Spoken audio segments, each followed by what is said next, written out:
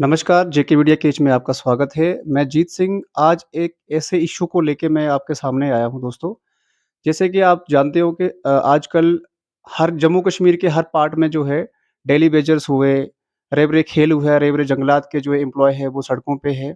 तो सरकार का जो है इसके ऊपर अभी तक कुछ भी मतलब सामने नहीं आ रहा, कोई डॉक्यूमेंट्री प्रूफ वगैरह जो इस तरह का सामने नहीं आया। तो एक इसी तरह के एक हमारे एम्प्लॉयर है तहसील चसाना के, इनका नाम जगदीश है और इनका ये कहना है कि 2017 के अंदर 2017 में इनको जो है गवर्नमेंट की तरफ से लगाया गया और उनको ये बताया था कि आपका जो टाइम पीरियड होगा वो 5 साल का है और 5 साल के बाद आपको है जो है रेगुलराइज़ किया जाएगा। तो 5 अगस्त 2022 को उनके 5 साल जो है कंप्लीट हो गए हैं। उसके बाद अभी तक सरकार का जो है इनके ऊपर कोई भी मतलब कोई रूल या वो रूल रेगुलेशन का या कुछ हम ये कहें कि डॉक्यूमेंट्री प्रूफ नहीं आया, आगे इनको फर्दर क्या करना है। तो इसी इश्यू को लेके आज हमारे साथ जो है जगदीश जी हैं, इनसे ही हम जानने की कोशिश करेंगे आखिरकार ये किन-किन परेशानियों से जो है जूझ रहे हैं। तो सरकार को इनका क्या कहना है? क्या-क्या ये जो रिक्वेस्ट करना चाहेंगे इनके सामने, तो आइए हम इनसे इनसे ही जो है आपको हम रूबरू करवाएँगे। मीडिया केज में स्वागत है। तो आप क्या कहना चाहेंगे इस इश्यू को लेके? जैसे आपने कहा कि 2017 से लेके 2022 तक जो आपका 5 साल का पीरियड था, तो अभी तक जो है आपको 5 साल कंप्लीट तो हो गए लेकिन गवर्नमेंट की तरफ से कोई भी मतलब आपको कोई ऐसा आश्वासन नहीं दिया गया है। थैंक यू जी, मैं जेके मीडिया केज का धन्यवाद करता हूँ कि ये डेमोक्रेसी में कहा गया है कि मीडिया जो है वो फोर्थ पिलर है, जो हर एक छुपी हुई आवाज़ को पब्लिक के सामने लाता है, एडमिनिस्ट्रेशन के सामने लाता है। तो इसके लिए मैं आपका तहे दिल से शुक्रिया अदा करता हूँ। जी, मैं आपको बताना चाहूँगा कि 5 अगस्त 2017 में जब हमारी जम्मू-कश्मीर में पीडीपी और बीजेपी गवर्नमेंट थी, तो उन्होंने हम लोगों को जो हम MSc forestry, BSc forestry, DDR 534 unemployed youth थे और बाकायदा एक कैबिनेट डिसीज़न हुआ। उस कैबिनेट डिसीज़न के तहत अ, हम लोगों को एज़ ए रहबरे जंगलात एडजस्ट किया गया। तो हमारा पीरियड जो है 5 अगस्त 2017 से 5 अगस्त 2022 को कंप्लीट हो गया और उसमें ऑर्डर में ये मेंशन किया हुआ है कि आपको आफ्टर 5 इयर्स रेगुलराइज़ किया बिल्कुल। जाएगा। लेकिन अल्टीमेटली होता क्या है कि मई 8-9 मई के बीच में 2022 में एक डेली एक्सलसियर न्यूज़ के में आता है कि जितने भी रहबरे जंगलात हैं उनको टर्मिनेट फ्रॉम सर्विस। हम तो उसके पहले सर आपको कोई इन्फॉर्मेशन थी कि आपको इस तरह का जो है गवर्नमेंट की तरफ से कोई इस तरह का जैसे आपने बताया कि direct terminate from the services कर का ऐसा कुछ इन्फॉर्मेशन थी आपको? नहीं ऐसा या कुछ उन्होंने ऐसा बताया था आपको नहीं, कि नहीं हम ऐसा करेंगे आपके साथ 5 साल के बाद? बिल्कुल ऐसा नहीं था। हम खुद शॉक्ड हो गए कि क्योंकि कानून देखो जी हमेशा पार्लियामेंट, असेंबली में और पार्लियामेंट में बनाए जाते हैं। तो जब वो कानून बन जाते हैं तो उसको अगर अपनी सरकार खुद ही उसको चैलेंज करे तो हम तो शॉक्ड हो गए कि ये कैसे हो गया ऐसे? हम सड़कों पे आ गए। तो हमने बीजेपी ऑफिस के पास धरना दे दिया। तो अल्टीमेटली होता क्या है कि 2-3 दिन के बाद हमारे जो रविंदर रैना जी हैं उन्होंने हमें अपने ऑफिस में बुलाया कि ठीक है, हमने आपको एडजस्ट किया है, हम आपको टर्मिनेट नहीं होने देंगे। ये कुछ गलत मेमो किस ऑफिस की तरफ से गलत आ गया था और फिर वो अल्टीमेटली शाम को 8 बजे उन्होंने गवर्नमेंट की साइट पे जो कमिश्नर सेक्रेटरी की साइट पे उन्होंने ये डाल दिया कि ये गलती से डाला गया है।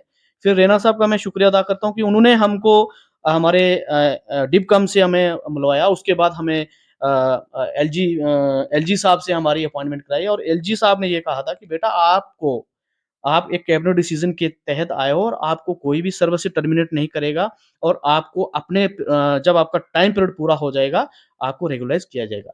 लेकिन 5 अगस्त 2022 को हमारा टाइम पूरा हो गया है, अब सितंबर का महीना भी चला गया, अक्टूबर भी चला गया है।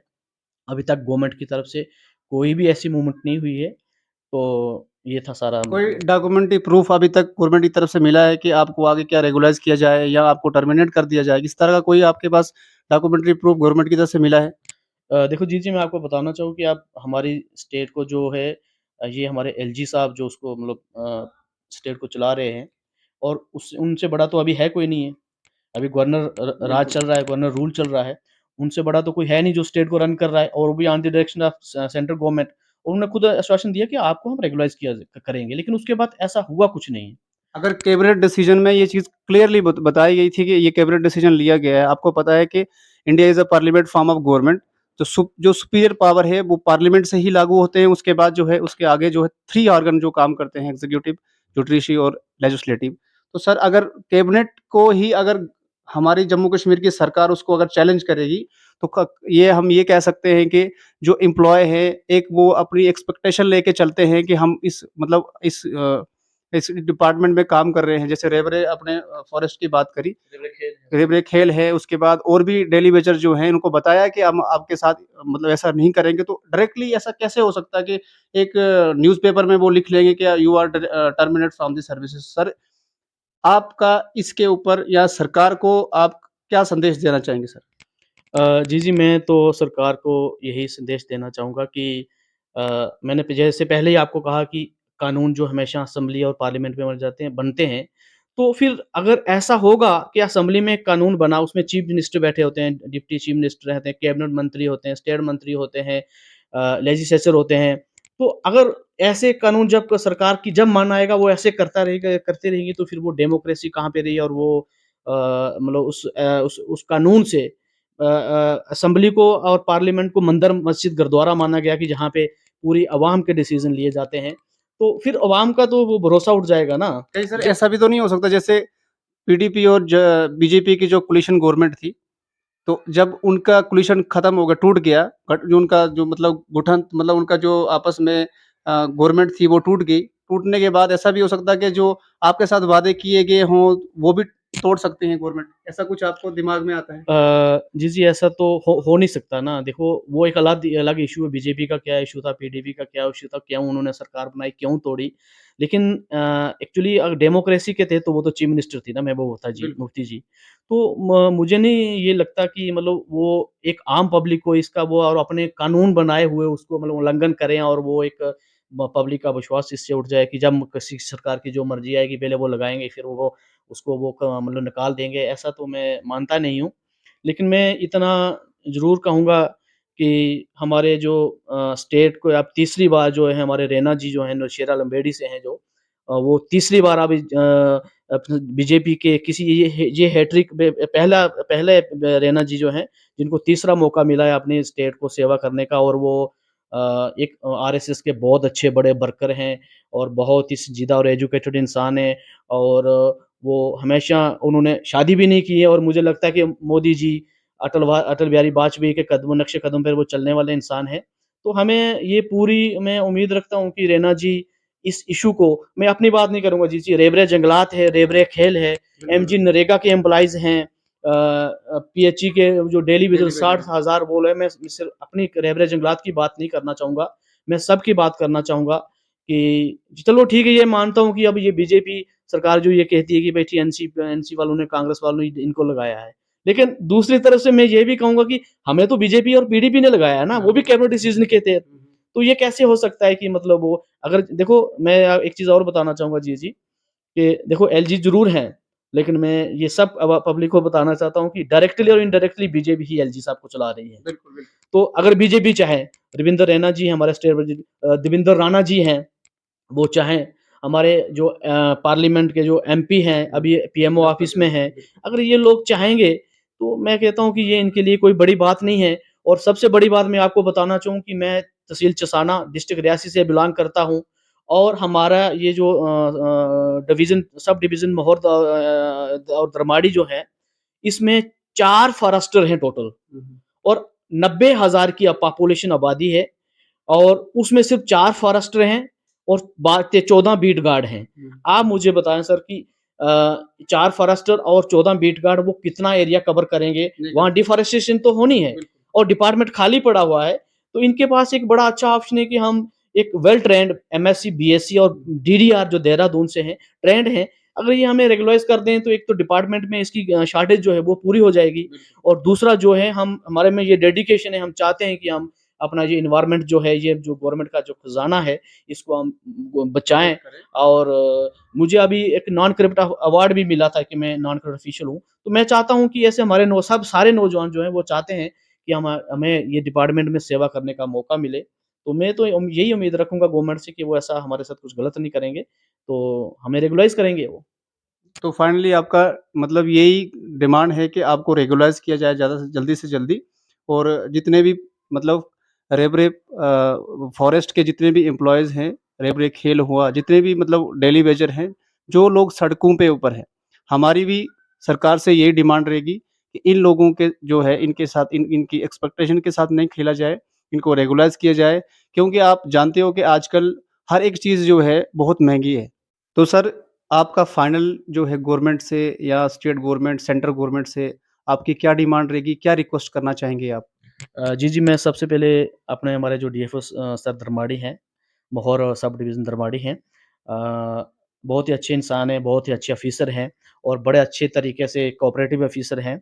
उनके डायरेक्शन के तहत मैं अपना काम ड्यूटी पे जाता हूँ, काम करता हूँ और मैं उनसे भी रिक्वेस्ट करूँगा और मैं माननीय जो हमारे जम्मू कश्मीर के जो रैना जी हैं जो स्टेट को लीड कर रहे हैं, मैं उनसे भी रिक्वेस्ट करूँगा। मैं एलजी सर से भी रिक्वेस्ट करूँगा और श्री अमित शाह जी से भी रिक्वेस्ट करूँगा और माननीय हमारे हिंदुस्तान के प्राइम मिनिस्टर जो हैं कि अभी दुनिया में नंबर 1 आए हैं, मैं उनसे भी रिक्वेस्ट करूँगा कि हम सच्चे भारतीय हैं और देशभक्ति करना चाहते हैं, देश की सेवा करना चाहते हैं। तो हमें अगर आप लोगों ने ही हमें एडजस्ट किया है और आखिरी आप ही हमारा ऑप्शन है हमारा।